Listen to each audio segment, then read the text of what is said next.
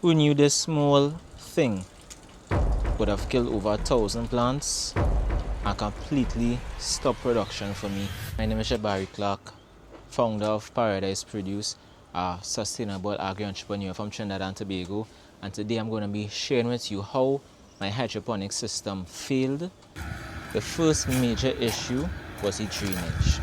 The system was designed so that water can flow continuously through the channels and drain off smoothly.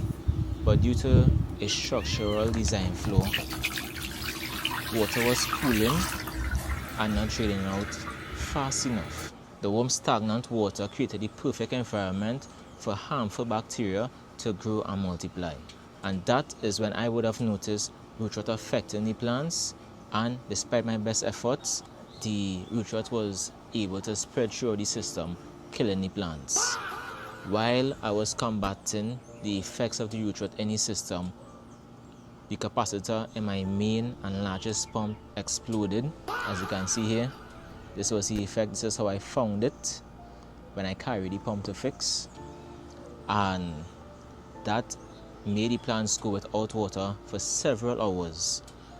During the high daytime temperatures, the roots would have dried out any channels and caused irreversible damage to the plants. My second pump had wear and tear damage. It has been in use for multiple years, so my both pumps were out of commission and needed servicing.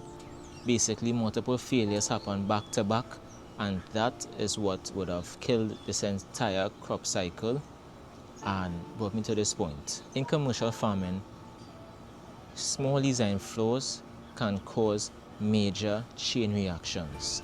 That is why system design and preventative measures are so important. So to understand why this happened, we have to understand how hydroponic systems actually work. Hydroponics is farming using water instead of soil. Plants mainly need water, nutrients, oxygen, and light. Some of the most popular hydroponic options are NFT systems, drip-to-waste systems. You have your deep water culture, and you also have your vertical towers. You have your aeroponics. These are all types of hydroponic systems. In an NFT system, you need to have the pipes at a gradient so that you can have a consistent, smooth flow of water, fast drainage, and it leaves a thin film of water, which is the name nutrient film technique.